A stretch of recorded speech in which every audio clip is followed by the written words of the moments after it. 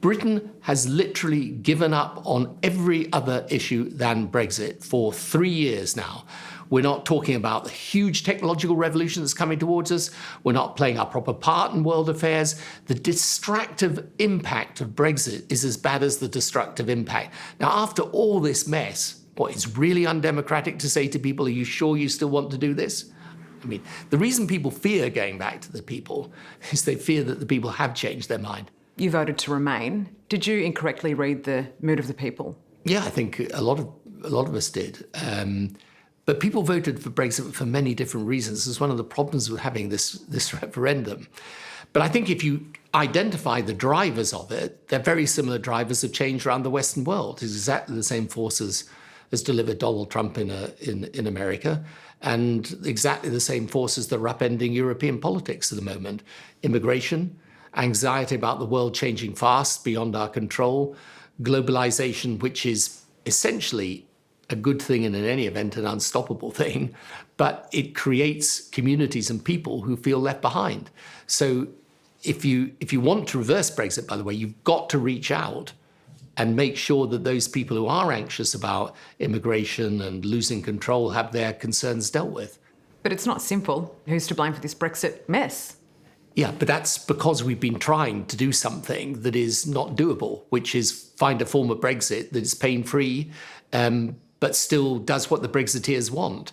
And essentially, all the way through, what the Brexit people say is that we're not in charge of our laws and we've got to become in charge of our laws in the UK. Now, the truth of the matter is we are in charge of our laws in the UK. We decide what we do with the health service, education, taxes, spending. You know, we can declare peace or declare war. We can do what we like. Well, can you reverse Brexit? Yes, I think it is possible now. I think finally, I believe the Prime Minister will pivot towards actually putting the proper options before Parliament. And I think once that happens, Parliament is going to say, OK, we may decide a form of Brexit, but the people should have the final say in a confirmatory referendum. Because, you know, we've had 3 years of experience of what Brexit really means. You've got this mess with this magnitude of decision. It's not unreasonable to say to people, do you want to think again? But another referendum would betray those who voted to leave in the first place, wouldn't it?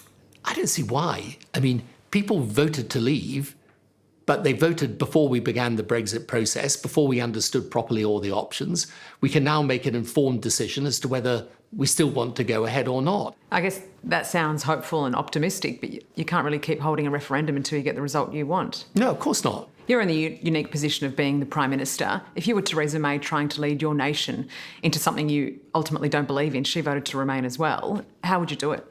Yeah, well, it's a really good question. And I think, you know, with respect to her, and I do have respect for her because I know how difficult it is to do the job, and I think she's had an immensely difficult hand to play in her party. So I'm very sympathetic at a personal level. But what I think she should have done and can do even now is to recognise that you can't heal the divide within the Conservative Party. And the problem all the way through is that she's been trying to resolve, as indeed previous Conservative leaders have, trying to resolve this fissure within the Conservative Party, which is profound and has now been visited on the whole of British politics, to heal it by finding some compromise. Is no deal better than a bad deal?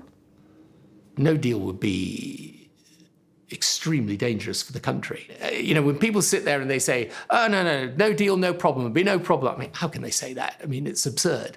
Yeah, of course there's going to be a problem. Now, whether you can manage it over time is another matter, but you can't take that type of risk with the economy. But there's no reason to do no deal or a bad deal.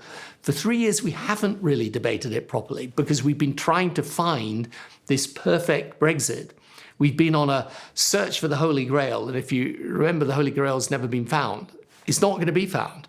Has the UK become a bit of a laughingstock in the eyes of the world? Well, the world's used to seeing Britain with a pretty stable, strong political system, and we were probably the most stable and strongest political system in Europe in many ways. So it is, well, it's distressing to see us in such a state of dysfunction. Hello, I'm Sarah Abo. Thanks for watching. To keep up with the latest from 60 Minutes Australia, make sure you subscribe to our channel. You can also download the 9Now app for full episodes and other exclusive 60 Minutes content.